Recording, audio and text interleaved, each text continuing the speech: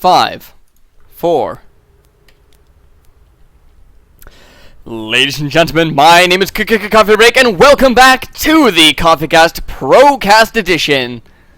I am going to be bringing you a Protoss versus Zerg today, as you saw from the title when you probably clicked into this video, unless you came here by accident, in which case stick around anyways, because it is going to be Complexity's Killer spawning on the lower left-hand side here on Daybreak. I almost forgot the map name and I had a minor freak out there. He is going to be our blue Protoss hero, and his opponent spawning on the top right side, one of the best players in the world.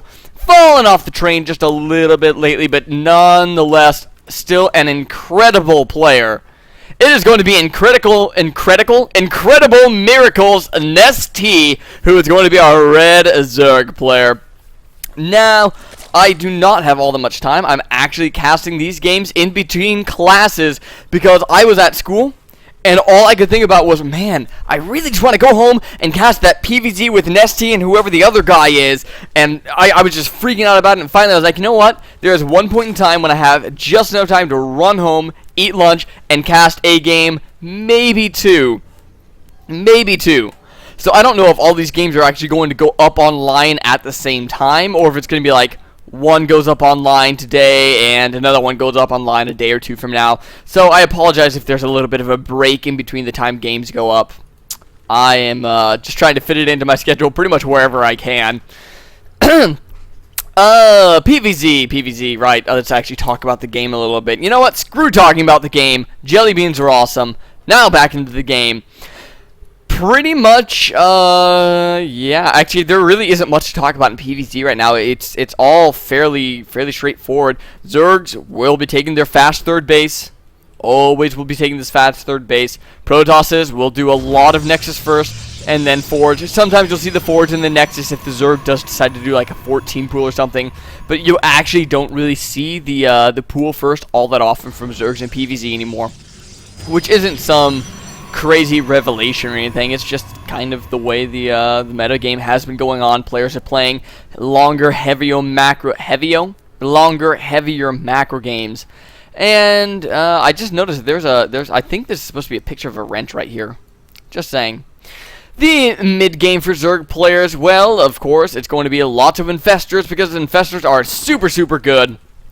And really, you can do all sorts of things. There has been a little bit of Ultralisk play here and there. It's not, you know, dominant by any means, but it has occurred, which is something that you really didn't see, you know, a few months back. There's also, of course, your Broodlord play still. However, Protosses are getting a little bit better at defending it. You just have to have a little bit good timing with that mothership, a couple of good vortexes, and that can actually be mopped up fairly easily. Looks like IMNestea looking to take us third base, but the probe getting away. Oh, is he going to get it down? Not even going to try, actually just turning around and attacking that probe. Knows nothing's going to be happening there, but does have a couple of Zerglings on the field. On the Protoss side of things, a lot of time what you will see is the Protoss opens up 4-gate Robo. They'll throw down a gateway, Cyber, Robo, and 3 more gateways, or any sort of variation of that, you know, getting, you know, the additional 3 gateways and then the robotics. But what that allows you to do, it's a very standard, very safe opening, and it makes it so you don't spend too much money on getting production buildings. It makes it so you don't spend too much money getting attacking units if you don't need to. So that allows you to really open up. It'll allow you to get lots and lots of probes out. It'll allow you to get a great infrastructure and take a fairly quick third as well. Pretty much as long as you're not trying to Speedy Gonzalez that, you'll be fairly safe. The robotics will help you against any sort of roach timing in the mid game. It'll also allow you to go ahead, get an observer out and see what your opponent's doing. It just opens up all sorts of tech options for the mid game.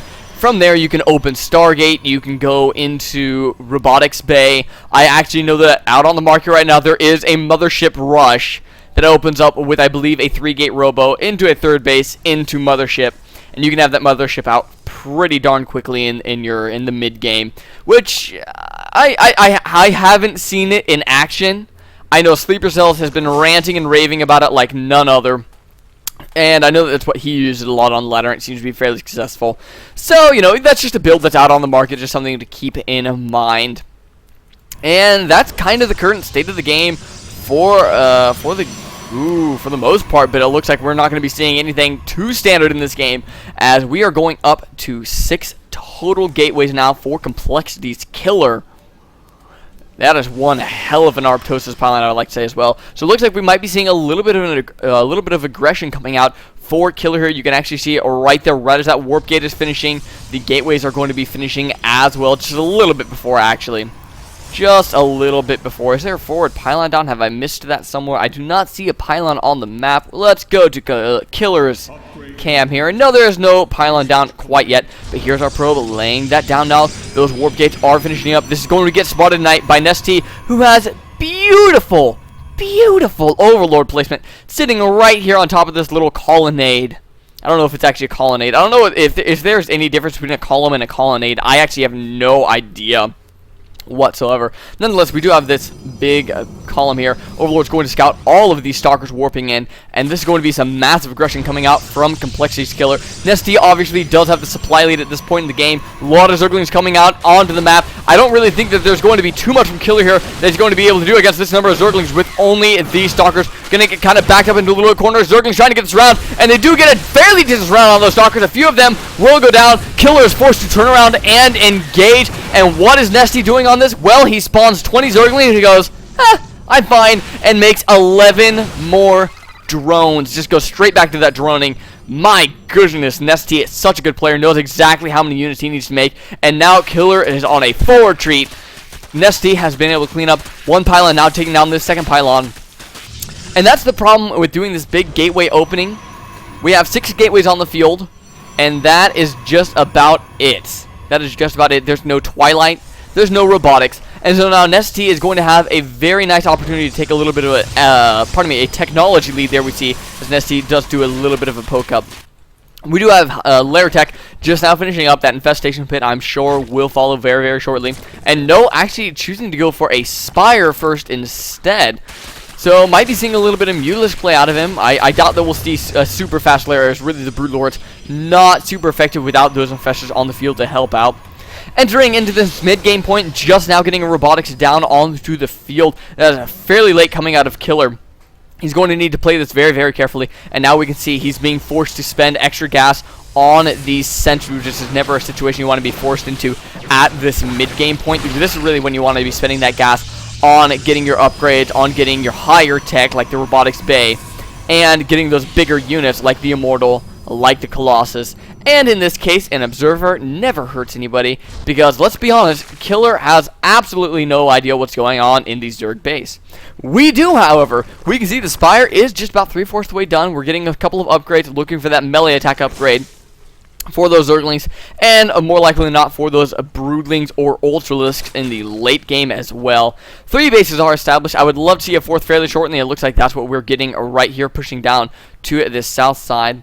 IMNestea being very, very aware with these Zerglings, with these Roaches. Poking into this third every once in a while, we can see Killer did push his army up there to push the IMNestea out so that he could go ahead and establish that 3rd base. And look at that. Already it has been scouted by this one Zergling here. And while IMNestea not really in a position to be able to take out this 3rd base, he does at least know about it, which is always a great thing. Over here, we do have lots and lots of Mutalisks spawning out onto the map. Killer has now seen this. Oh no, Killer didn't see the Spire. Has he seen a Mutalisk yet? I don't think he's seen a Mutalisk either. This might come to as a complete surprise to him. Evacuating this area right as that Mutalisk is going to spawn. He's going to have absolutely no idea about these Mutalisks coming onto the field. He's going to catch him completely off guard. I have never seen someone to be so close to scouting something and not quite get it. Oh my goodness, IMNestea looking to be in an even better position now. There's currently, there's a very small window here where Blink is about 40 seconds away from finishing. Mutalisks are now flying into the main base of Killer. Killer doesn't have all that much here to defend. He does have these Stalkers, but without Blink done for the next 20 seconds, might find himself having a little bit of a hard time defending against these Mutalisks, but no, the Stalkers were there in place.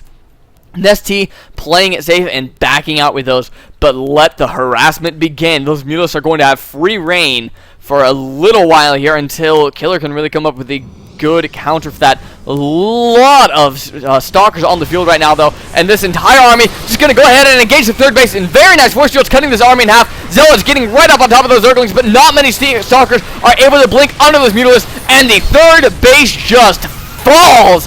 And that was a great engagement for IMNestea.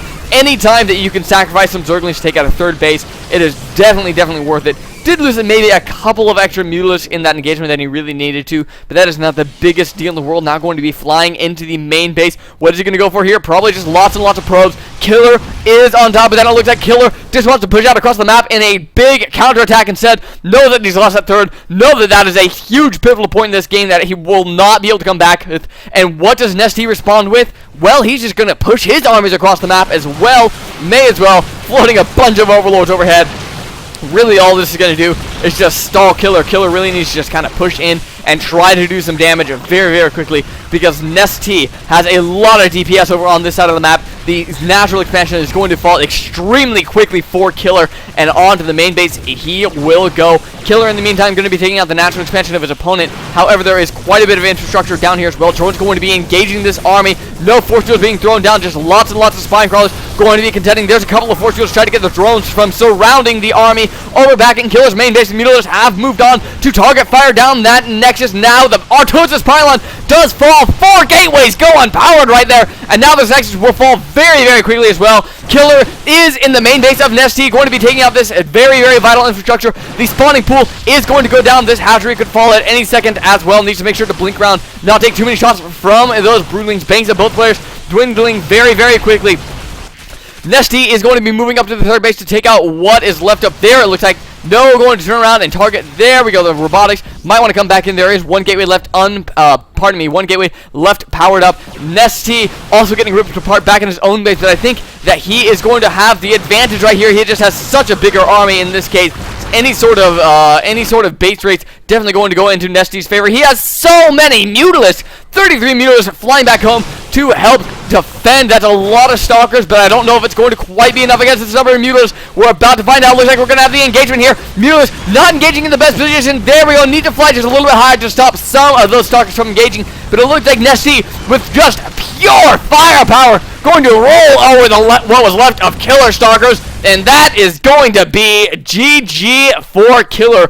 Quite a climactic ending there. Killer almost losing his entire base before IMNestea flew home to finish off what was left of his army. What time is it now is the real question. I do not know if I have time for another game. I'm going to have to see how long the next game is. But it was a pleasure bringing this one game to you in my break between classes. What an exciting game. I'm going to go ahead and take a quick break, check the time in the next game, and try to get that casted beforehand. If you have not already, click that subscribe button, leave a comment below saying something that you like, something that you didn't like. I will be back shortly, folks. This is Coffee Break, signing out. Ba-da-bow!